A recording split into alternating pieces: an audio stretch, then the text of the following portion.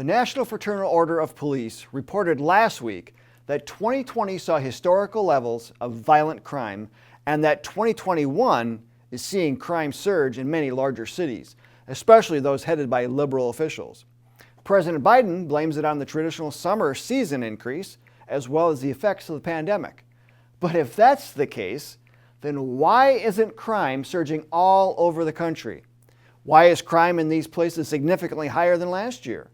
While many of these are in democratically run cities, there's more to it than that. We'll look at this in today's episode of Analysis Behind the News, where we provide the perspective and the plan to help restore American liberty and independence. The National Fraternal Order of Police tweeted some stats from Fox News indicated 2020 saw historic levels of violent crime, and that violent crime in 2021 is surging ahead of that. It listed stats from liberal-run cities that showed homicides and shootings were way up. For instance, Portland has seen homicides up 533% and shootings up 126%. And let's not forget Portland, aside from Seattle, was ground zero last year for Antifa's riots and protests that resulted in millions of dollars in not only property damage, but from the loss of sales from downtown businesses. Yet Portland officials, such as Democratic Mayor Ted Wheeler, allowed the violence and destruction to continue as they hampered the police from using effective tactics and crowd-controlling tools. Mayor Wheeler even pointed to local police as a problem, appearing to want to appease and coddle those lawbreakers, many of which were organized Marxists, Maoists, and anarchists who want to burn the American system down and replace it with communism. Over and over again, we saw in 2020 how the rule of law was not followed, but lawbreakers were given nearly free rein to loot, deface, destroy, and avoid discipline. Radical city and state prosecutors refused to charge and prosecute these miscreants. Lenient judges dismissed cases or merely slapped the wrists of those that did make it through the system. Some politicians, Hollywood celebrities, and organizations raised millions in bail money for those that were arrested, ensuring that those lawbreakers were turned back out onto the street the very next day. And the cities that already had bail reform saw their rioters being quickly released, with more than half of them going on to commit further crimes. This same insanity was happening throughout the country. Extremists in office were taking up the defund the police mantra. Support for police fell to an all-time low.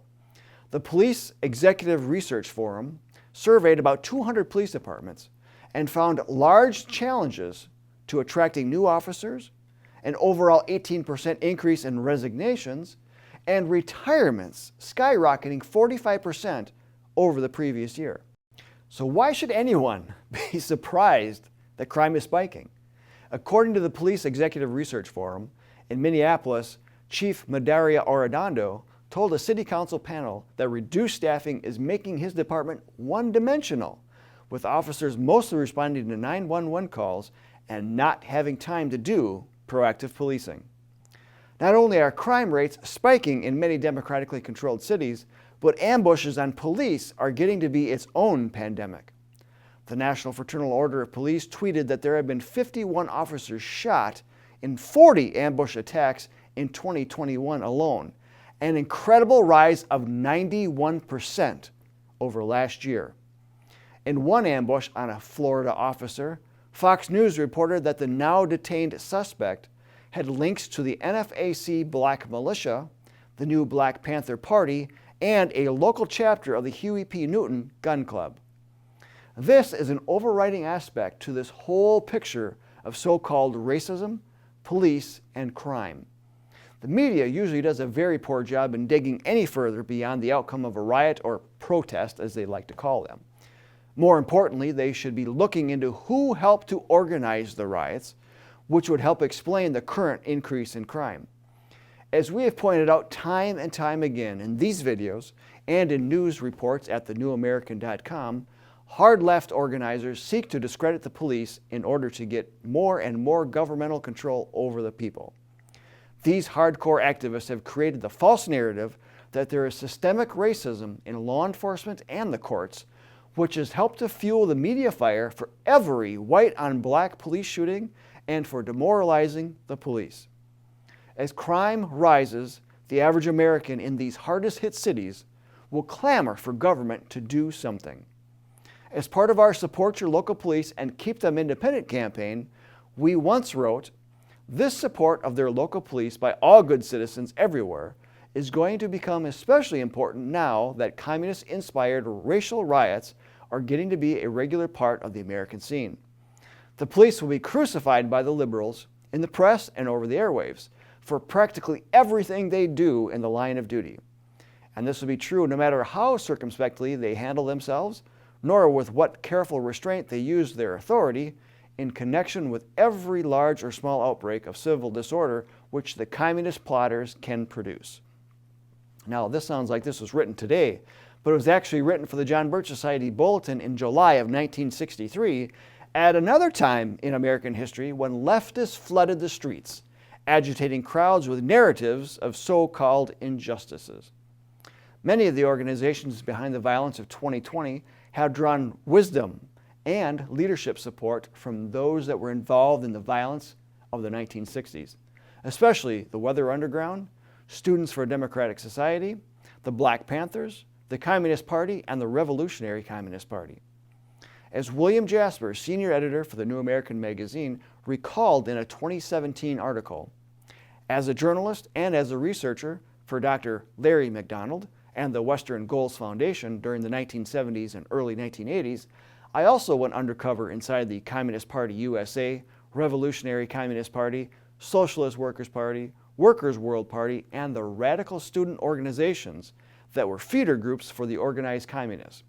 What we are witnessing today with the rise of Antifa is a recreation of the atmosphere and the network of subversive organizations similar to that of the 1960s, 70s, and 80s that is part of an integral plan for a new phase of the revolution.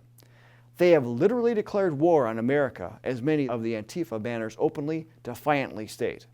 They intend to cause such chaos that America will become ungovernable, leading, they hope, to the overthrow of our constitutional system, which they say is racist and fascist, and the establishment of an anarchist communist dictatorship.